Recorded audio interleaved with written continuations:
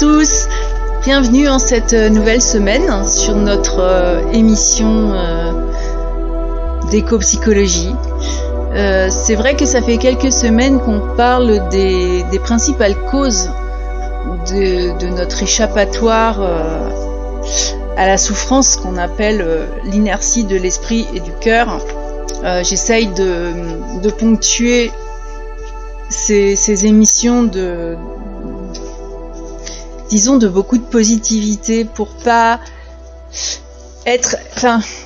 cette émission ne devienne pas une écrasante révélation. La semaine dernière, j'avais terminé sur c'est vrai les demandes de participation qui j'avais pas trouvé de quelque chose de vraiment qui soit intéressant. C'est vrai que les réseaux sociaux, je n'y vais pas, alors c'est compliqué pour moi de tenir un groupe ou quelque chose comme ça. Par contre, sur le site blog de ce podcast, vous allez pouvoir vous inscrire. Vous pouvez déjà vous inscrire et participer au groupe. Il y a des groupes de discussion, il y a un forum, il y a la possibilité de faire partie d'un groupe. Alors il y a aussi l'institut de formation des passeurs de nature, vous n'êtes pas du tout obligé de faire partie de ce groupe-là. Non, il y a vraiment des discussions qui se veulent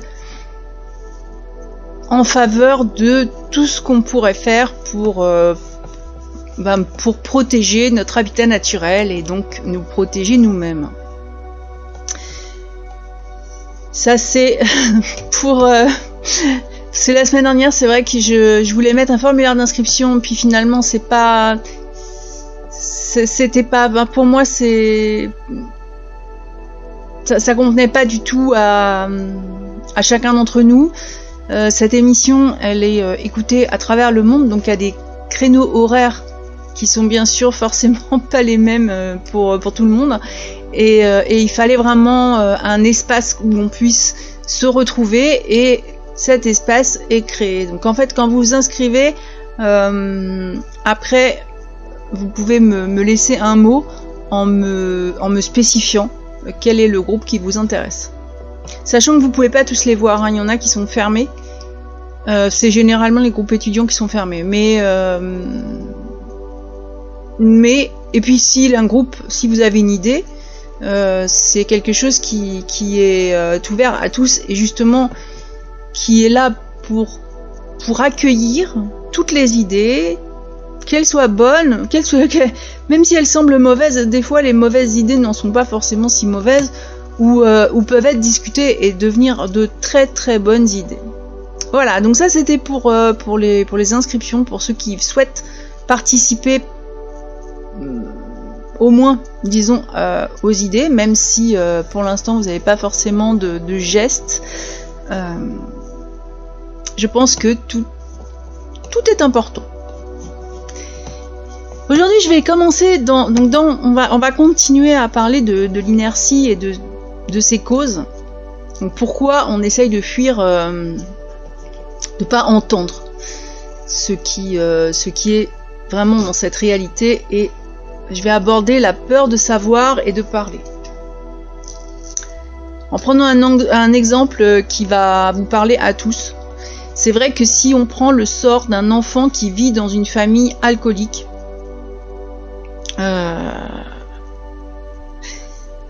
ça va être familier aujourd'hui beaucoup plus que ça ne l'a été. Et souvent, cet enfant a peur de reconnaître, même en lui-même, la négligence et puis les mauvais traitements que ses parents lui infligent. Bon, alors, on ne parle même pas de les révéler à quelqu'un d'autre, hein. Et il y a vraiment beaucoup de raisons à ça. Par exemple, le fait que toute plainte ou toute allusion au problème sera susceptible de provoquer une colère des parents assez violente qui va entraîner une surenchère de violence physique et verbale Donc même si c'est vrai, des fois même si on agit, le retour est pas forcément super dans ce cas-là, et que la dénonciation aux autorités peut aussi entraîner pour l'enfant la perte de la seule famille et du seul foyer qu'il connaît. Faut pas oublier que dans l'exemple que je vous donne, le retrait de l'enfant, c'est un peu tout ce qu'on a trouvé, et que c'est pas non plus toujours quelque chose qui sera bon pour l'enfant. Et puis il y a l'enfant aussi qui peut s'entendre dire qu'il est complètement cinglé et qu'il se fait des idées, qui doute. Et il va faire. C'est vrai que la parole n'est pas forcément reçue comme quelque chose de réel, et donc ce pauvre gamin va commencer à douter de ses propres perceptions et donc à les taire. C'est vraiment un engrenage. Et là, on a quelque chose de tout à fait similaire qui se joue mais sur une scène politique. Donc, j'ai pris un exemple familial que tout le monde connaît parce que je crois qu'aujourd'hui, il y a quand même une certaine sensibilisation. Vous pouvez réfléchir aux tenants et aux aboutissants. Vous allez voir que même si c'est quelque chose qui est... il peut trouver des milliers de bouquins là-dessus, n'empêche que la solution réelle, on peine à la trouver. Eh bien, sur la scène politique, ça se joue exactement de la même façon. Il y a une montagne de données qui concerne les attentats du 11 septembre. Eh bien, ces données ont été exclues du rapport de la commission parce que d'ailleurs ça a été après c'est vrai qu'on peut revenir aussi à l'attentat de Kennedy et de la commission Warren où effectivement c'est toujours aujourd'hui extrêmement flou. Là je prends quelque chose de plus récent, mais c'est vrai que ça a été exclu du rapport de la commission d'enquête parlementaire. Le gouvernement des États-Unis, les grands médias, la plupart des institutions civiles du pays ont préféré ne pas en tenir compte. Alors pourquoi on évite de soulever les discussions, les questions pour pouvoir en discuter publiquement, d'ailleurs même souvent dans la famille, dans les amis.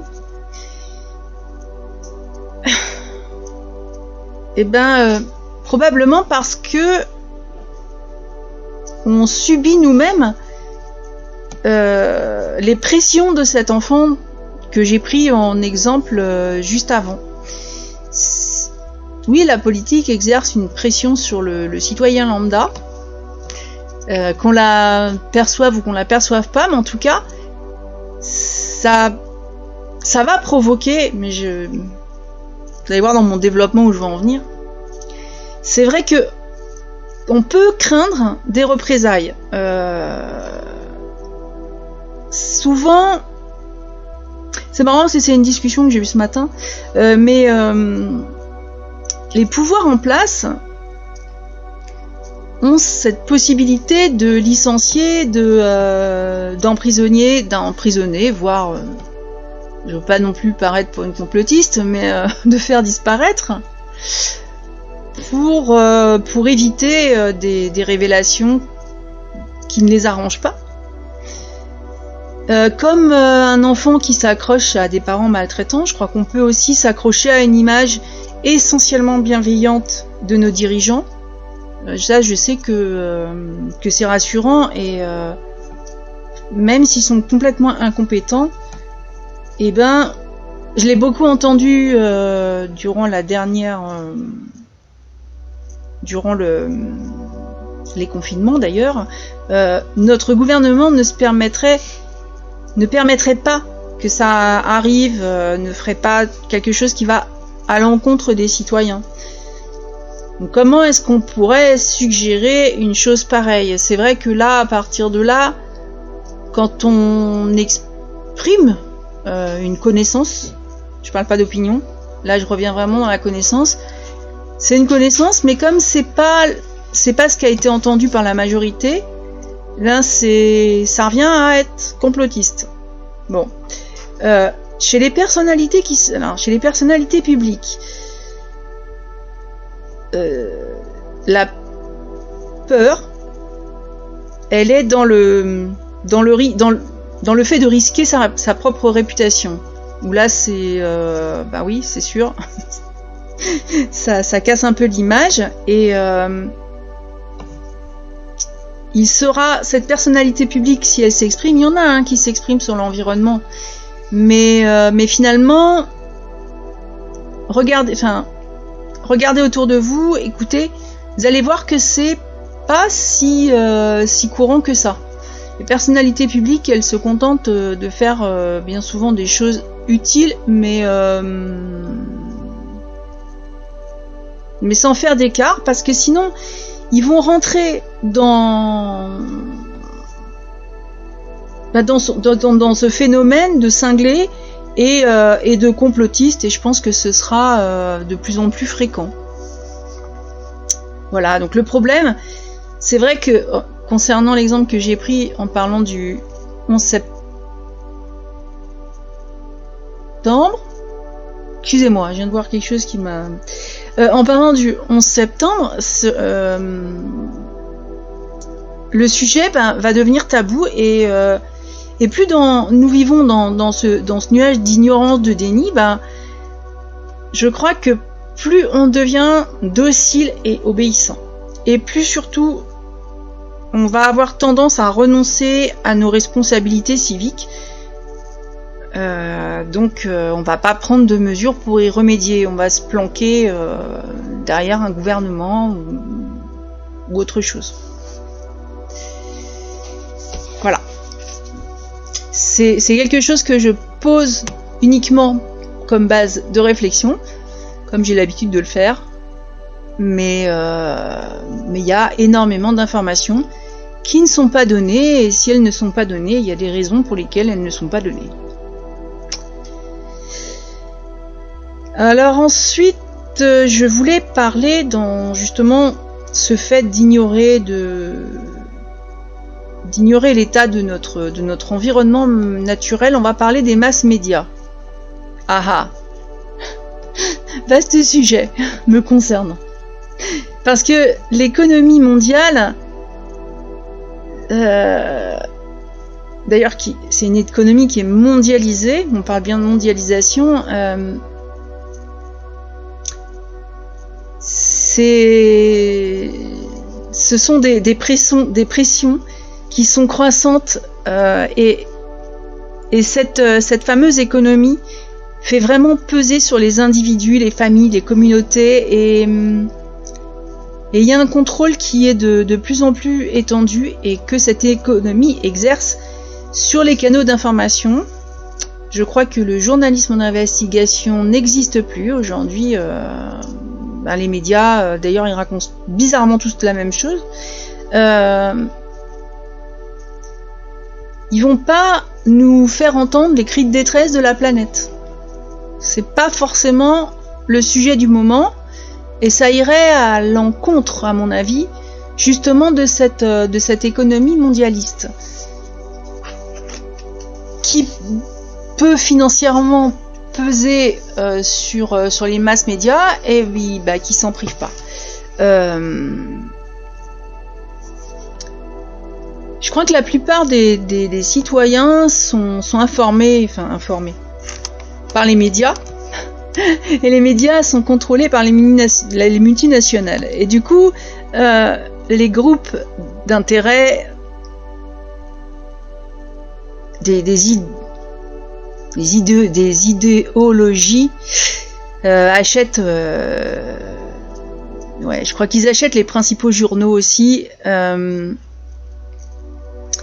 les grandes stations de radio, les télévisions. Ça me rappelle un film justement vers lesquels les gens se sont tournés au fil des ans, et je vais pas citer, mais ils ont l'impression, le public a l'impression d'avoir des informations objectives. Or, c'est vrai que ces médias ont été rachetés par justement ceux qui tiennent le pouvoir. Alors, je sais pas si on peut être objectif quand on a le pouvoir.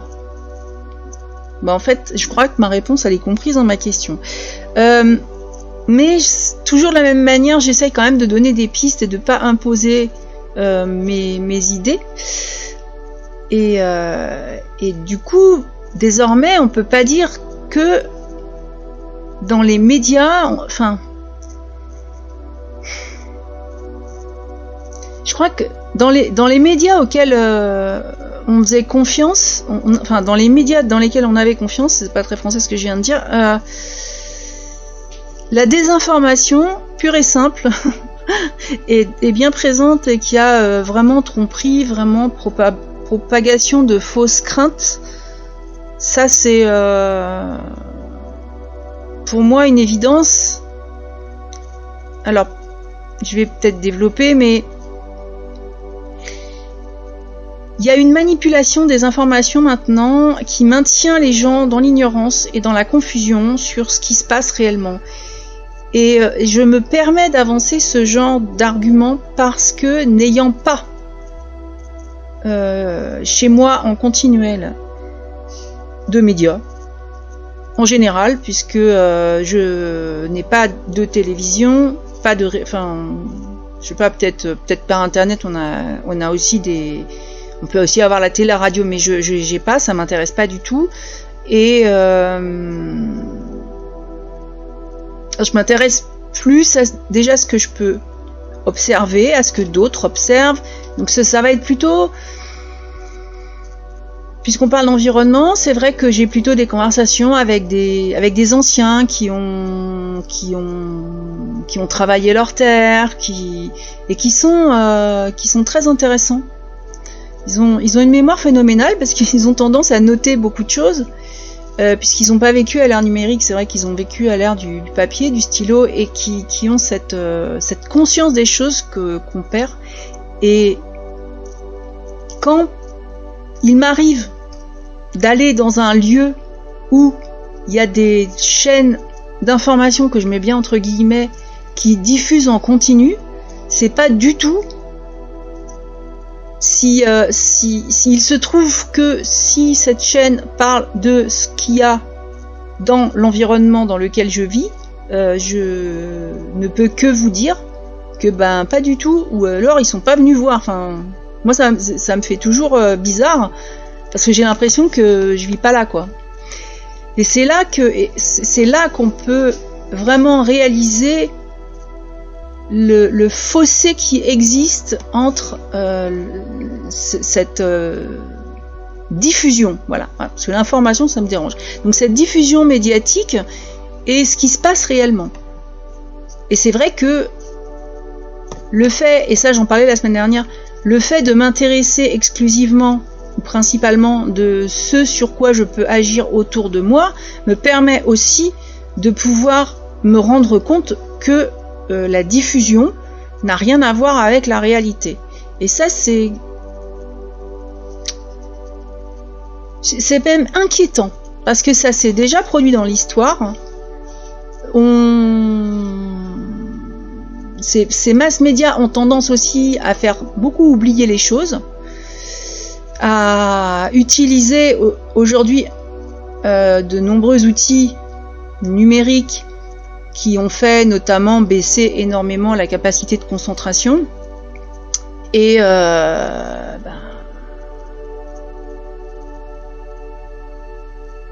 comment, si on n'est pas sur place, comment faire la part des choses? C'est vrai que ça en devient presque... Enfin, je peux comprendre, hein, ça en devient presque compliqué. Donc en fait, il y a aussi... Oui, c'est vrai qu'il y a aussi des médias qui sont contrôlés par les entreprises et qui font quand même largement office de distraction, hein, de soporifique, d'incitation à consommer. Ça, c'est aussi... parce que, regardez, enfin, avant... Ouais, je sais plus quel terme a été utilisé. Donc je vais demander, puisqu'aujourd'hui je ne suis pas toute seule, quel est le terme qui a été utilisé pour nous demander si on apprenait à coudre et à tout ça à l'école? Dans le temps. Dans le temps. Merci. Alors dans le temps, il paraît. Alors oui, il y a ça là. Il paraît dans le temps. Donc c'était. Alors moi, c'est pas moi qui l'ai entendu, mais de temps en temps, l'homme sort. Parce que moi, j'ai pas entendu, c'est toi. Et c'est vrai que quand il m'a raconté ça, bon, ça m'a fait vraiment rire. Alors oui, je vais avoir 55 ans, et quand j'étais au collège, il y avait une matière qui s'appelait EMT, où on apprenait des tas de choses très intéressantes. La cuisine, la couture, le cartonnage, enfin des tas de choses qui nous faisaient travailler avec nos mains, et pendant qu'on travaille avec nos mains, on développe notre intelligence, beaucoup plus que quand on bricole avec un clavier. Et du coup, c'est vrai que les cours d'après, on était pleinement ouvert à ce qu'on apprenait, et puis en plus, bon, c'est toujours intéressant de savoir repriser des choses, recoudre, enfin voilà. Apparemment, ça ne se fait plus, mais n'empêche que on est plus dans l'incitation à la consommation. Alors évidemment, on va pas vous apprendre à raccommoder vos affaires, non, on va vous engager à en acheter d'autres. Et dans cette économie mondialisée, où les grandes entreprises ont vraiment planté leur croc dans toutes les sociétés qu'elles pouvaient, en tout cas toutes celles qu'elles ont approchées, parce qu'il y en a qu'elles sont encore, mais dans ce cas-là on les appelle sous-développées d'ailleurs, mais la monoculture qu'elle véhicule et incite arriver d'un mode de vie inaccessible et totalement irresponsable, enfin là j'engage quand même mon opinion personnelle, il y a un militant australien qui met en scène le message dominant justement de cette monoculture dans de nombreuses manifestations contre les coupes à blanc, vous savez, et donc l'extraction d'uranium et autres déprédations orchestrées par l'industrie. Il se tient immobile, un squelette déguisé sur sa combinaison noire, souvent juché au sommet d'une pile de containers marqués radioactifs avec un message qui est on ne peut plus, enfin, moi je trouve que c'est on ne peut plus vrai. Consommez, obéissez, taisez-vous et mourrez.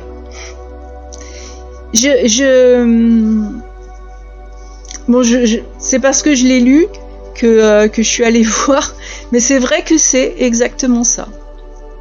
Voilà. Alors je sais pas s'il a vraiment du poids ou quoi, mais enfin il fait au moins quelque chose et on peut pas lui retirer ça. Et je sais très bien que j'ai cette réputation de prévention face à la masse média,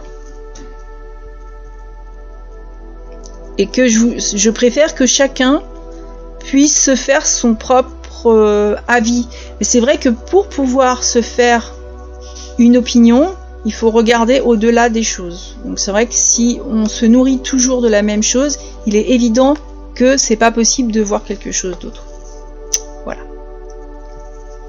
On va arrêter avec les masses médias parce que je crois que je pourrais tenir une émission de plusieurs heures. Alors dans tout ce qui... qu'est-ce qui nous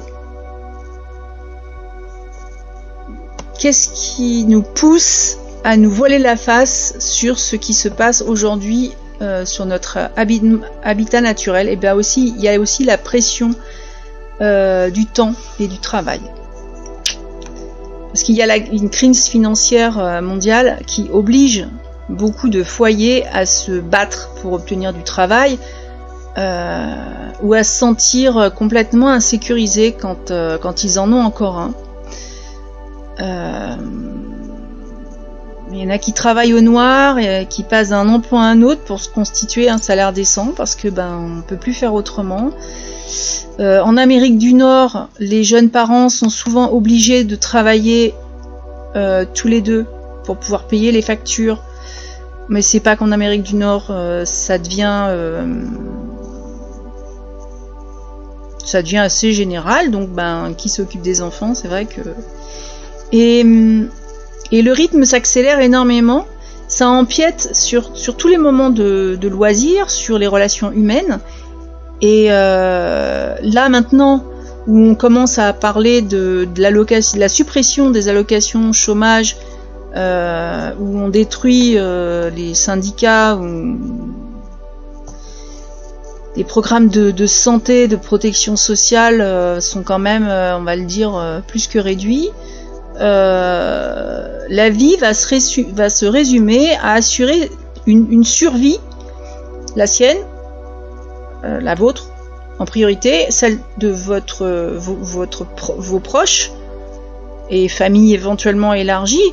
Après, il vous reste pas grand chose et pas beaucoup d'énergie pour vous informer sur le sort de la planète, à mon avis. Et s'il reste 1 heure de libre en fin de journée, vous faites quoi?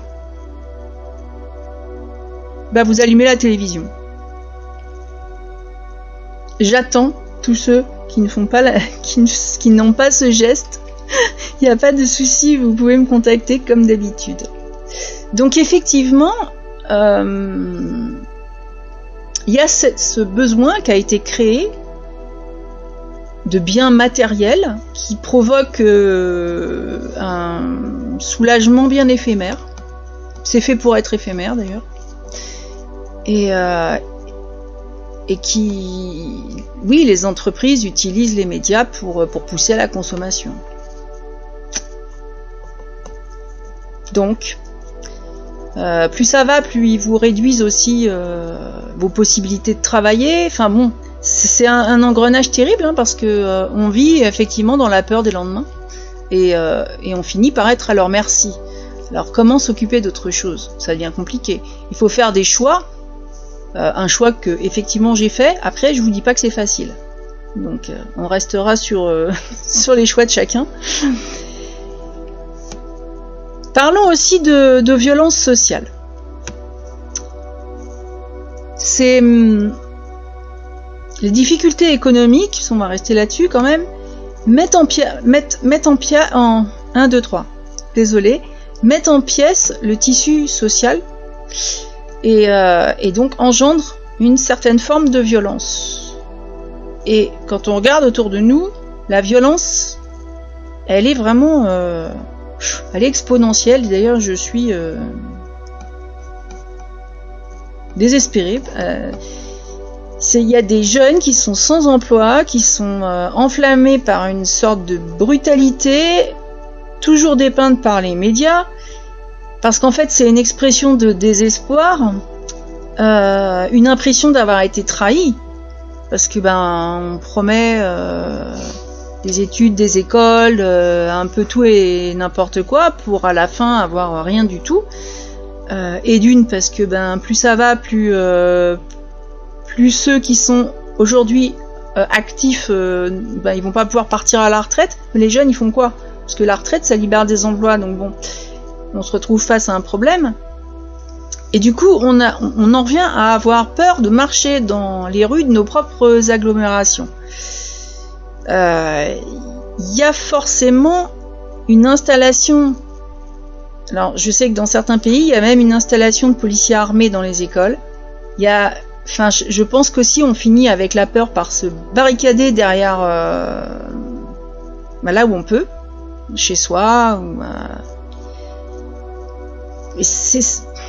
malheureusement, on se réfugie dans des enclaves fermées. Les démagogues dirigent, et d'ailleurs ils dirigent nos frustrations contre les autres, en blâmant les plus victimisés. Je ne sais pas si vous l'avez remarqué ça, mais les échecs du capitalisme vont conduire à avoir en chacun un bouc émissaire. Il faut toujours trouver un responsable. Et le responsable, c'est forcément l'autre. Donc celui qu'on montre du doigt. Ce qui fait que la violence va forcément engendrer la violence. Donc que nous ressentions physiquement ou non la violence de notre société, parce que j'avoue ne pas y être confrontée dans mon quotidien, par contre je l'entends, et je trouve qu'elle se rapproche d'ailleurs. Donc ce qui est pas... je sais pas... C'est pas forcément une bonne nouvelle,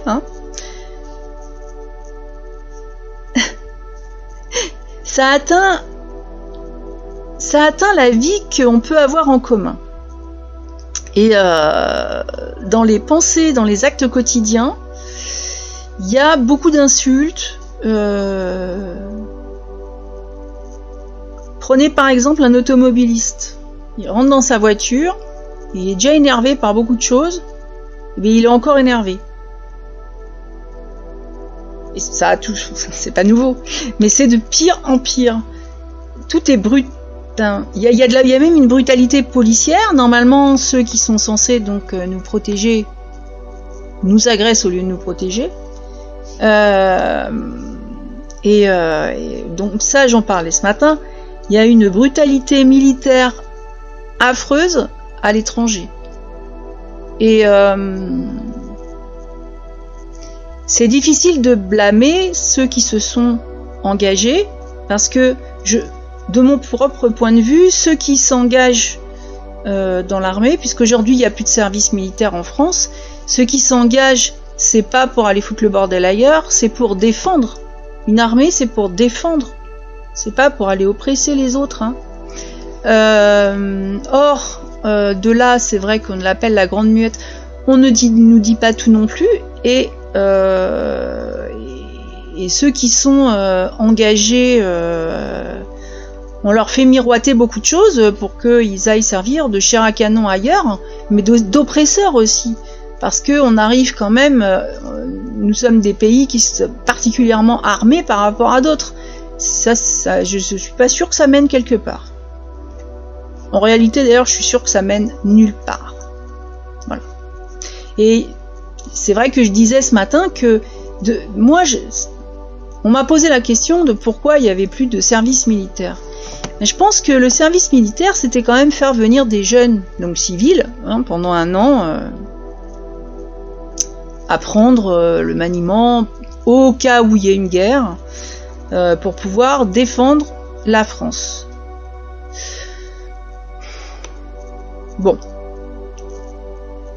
On a supprimé ce service, oui, parce que ces jeunes, ils y voyaient, enfin, ils pouvaient apprendre certaines choses. C'était pas forcément une mauvaise chose, le service militaire, je ne pense pas. Mais ils se faisaient une opinion, ils n'étaient pas engagés, ils n'étaient pas sous la pression. Ils savaient très bien qu'une fois que leur année faite, ils allaient s'en aller.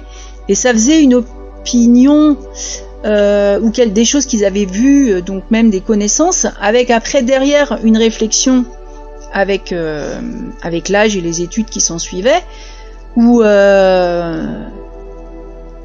qui, à mon avis, aujourd'hui, n'arrange pas vraiment les gouvernements. Parce que normalement,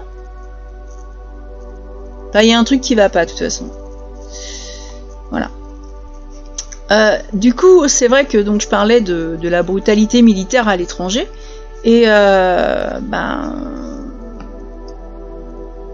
je vais prendre l'Ukraine en exemple, mais on essaye de protéger notre cœur derrière une espèce d'armure défensive, mais par contre, on se ferme à la douleur du monde. Pourquoi? Et qu'est-ce que ça va nous apporter? C'est la question du jour. Celle à laquelle je n'ai pas encore répondu ce matin. Et je vais m'arrêter là parce que je regarde le compteur. La semaine prochaine, je commencerai à vous parler justement de ce que coûte ce refoulement. Parce qu'on parle toujours de douleur. Je vous rappelle que donc on parle de la douleur, de la souffrance de la planète, donc qui est forcément la nôtre, et que le fait de se voiler la face, vous allez voir, ça déjà ça demande des efforts, mais en plus ça a un coût très élevé, parce que en termes de conscience, de compréhension et d'authenticité, on se met nous-mêmes, pardonnez-moi l'expression, mais dans la merde. Voilà, et c'est vrai qu'aujourd'hui, j'avais réservé cet espace de discussion pour parler des fameuses institutions, donc politiques, entreprises qui ont un gros poids, qui deviennent malheureusement extrêmement majoritaires, parce que c'est difficile maintenant de survivre si on est un petit paysan qui fait un truc proprement, ouais, ça devient compliqué, parce que c'est pas ce qui est voulu par la mondialisation, non. C'est difficile aussi pour un petit commerçant, parce qu'évidemment, n'ayant pas de centrale d'achat, il va certainement vous faire une meilleure qualité, mais il va être plus cher. Dans cet esprit dans ce contexte de crise économique, c'est vrai que souvent quand j'en parle autour de moi, je vois des personnes éplucher tout ce qui peut être dit en promotion. J'ai du mal à y croire, mais voilà, qui vont courir les promotions tellement les fins de mois sont compliquées, et que ils essayent de trouver une solution pour s'en sortir comme on peut. Et voilà, et c'est pas la solution. Du tout.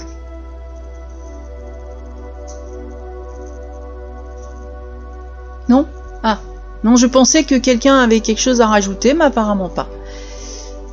Donc, je vous laisse pour aujourd'hui sur ces questions. Je crois que j'en ai abordé déjà pas mal.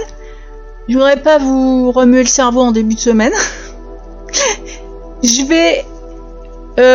Alors, je l'ai dit en début d'émission, j'ai donc créé un espace de discussion de groupe hors réseau social sur le site, qui peut faire réseau social à lui tout seul d'ailleurs. Vous pouvez vous inscrire et donc venir effectivement développer la discussion sans que ce soit ouvert. Je sais que, j'ai bien compris que, disons que surtout quand je reçois des messages, c'est toujours très privé et anonyme. Bon, c'est pas possible, mais si, c'est fait sous anonymat. Voilà. Donc je respecte tout à fait que tout le monde n'ait pas forcément envie de prendre des risques, surtout avec tout ce que je viens d'énoncer. Et voilà, soyez les bienvenus sur notre espace de discussion. Je vous souhaite une très bonne semaine et je vous dis à la prochaine!